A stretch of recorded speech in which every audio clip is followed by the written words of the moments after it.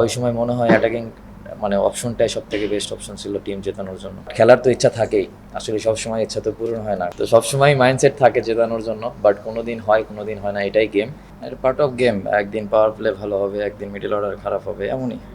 তো যেদিন power play ভালো হবে না সেদিন অবশ্যই মিডল অর্ডারের রেসপন্সিবিলিটি বেড়ে যায়, আবার যেদিন পাওয়ার প্লে ভালো করে সেদিনও থাকে। আহ, এটা যেহেতু একটা টিম গেম, রেগুলার সবাই ভালো করে না, এটাই খুব স্বাভাবিক।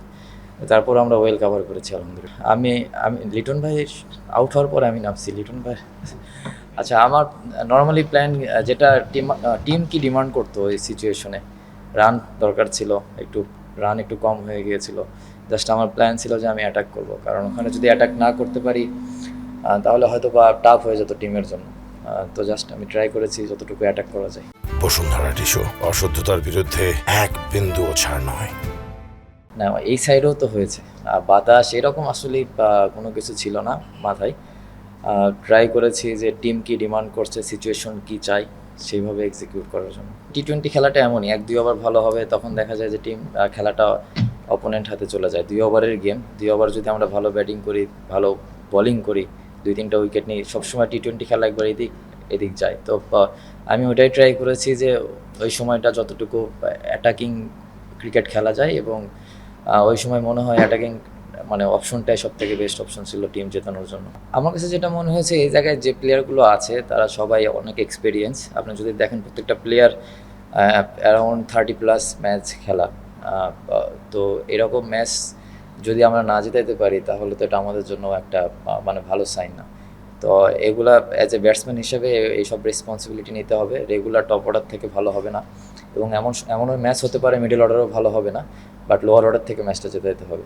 তো আমরা জাস্ট ট্রাই করছি যে এই জিনিসগুলো যতটুকু কুইক ডেভেলপ করা যায় নিজেদের ভিতরে। দেখেন, ভালোর তো শেষ নেই, সবাই সবার জায়গা থেকে ভালো, যতটুকু ভালো করা যায় সবাই ট্রাই করে সবসময়।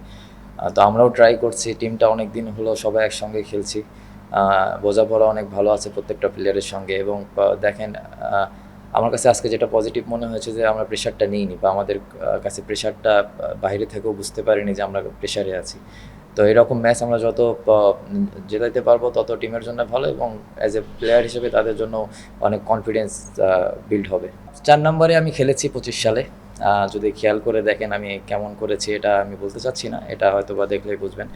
বাট খেলার তো ইচ্ছা থাকেই, আসলে সবসময় ইচ্ছা তো পূরণ হয় না, কারণ টিমটা তো আমার নিজের না, টিম গেম।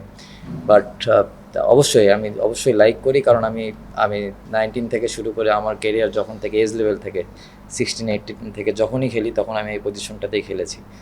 বাট এখন সামহাও আমি খেলতে পারছি না টিম কম্বিনেশনের কারণে। হয়তো বা তারা টিম অফিসিয়াল বা যারা ম্যানেজমেন্ট আছে তারা হয়তো বেটার অপশন মনে করেছে, আমি জানি না। বাট মানে অ্যাজ এ প্রফেশনাল প্লেয়ার হিসেবে আমাকে যদি বলে তুমি 7, 8, 9 ব্যাটিং করবো, কারণ আমার ন্যাশনাল টিমে 7 পর্যন্ত খেলার এক্সপিরিয়েন্স আছে শুধু ওপেন ছাড়া। তো আশা করি যে কোনো না কোনো একদিন ওপেনও ব্যাটিং করবো।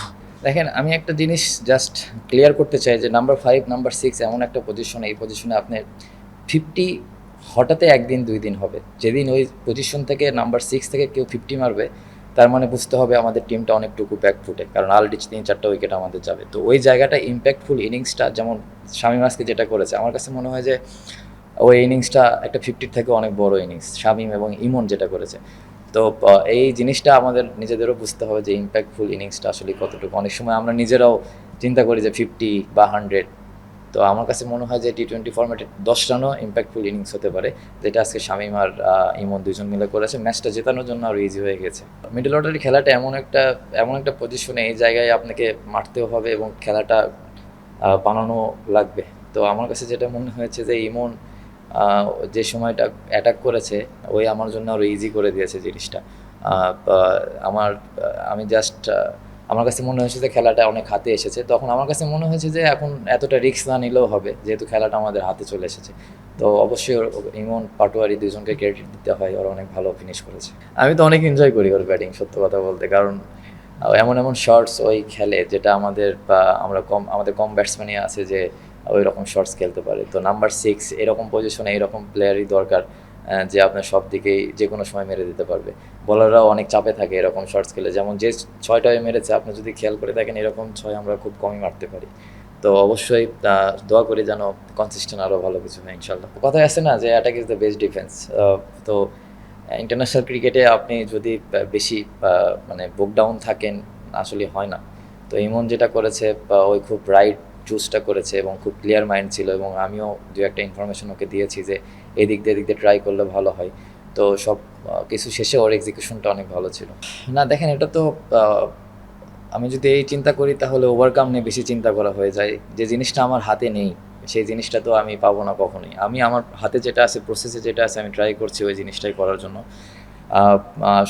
সব শেষে আমার কাছে যেটা মনে হয় সব কিছু রিজেকের ওপরে। আমার হাতে যেটা আছে প্র্যাকটিস, কষ্ট করতে পারবো, এইটুকুই আমি করার চেষ্টা করি। বাট হয়নি, ইনশাল্লাহ ভালো করলে হবে। টিম যখন রেজাল্ট করবে দেখা যাবে, যখন আমরা এশিয়া কাপ বা ওয়ার্ল্ড কাপে ভালো ভালো আইসিসির ইভেন্টে যখন ভালো করবো তখন দেখবেন এখন 5টা খেলে ইনশাল্লাহ সামনে আরও 7টা 8টা 9টা প্লেয়ার খেলবে ইনশাল্লাহ।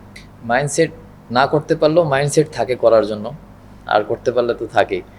তো সবসময় মাইন্ডসেট থাকে জেতানোর জন্য, বাট কোনো দিন হয় কোনো দিন হয় না, এটাই গেম। তারপরেও যেটা আগেও বললাম, ওই পজিশনে ওরা অনেক দিন হলো খেলছে। তো আমরা যত ডে বাই ডে আগের থেকেও অনেক ভালো হচ্ছে, আশা করব যে সামনের দিকে ইনশাল্লাহ আরও ভালো হবে। সবাইকেই ক্রেডিট দিতে চাই, কারণ সবাই ভালো বল করেছে।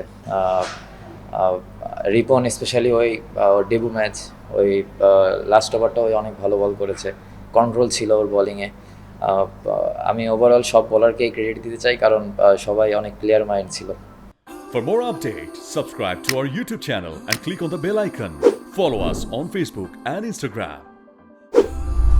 Download T Sports app to enjoy exciting games and highlights. Visit tsports.com.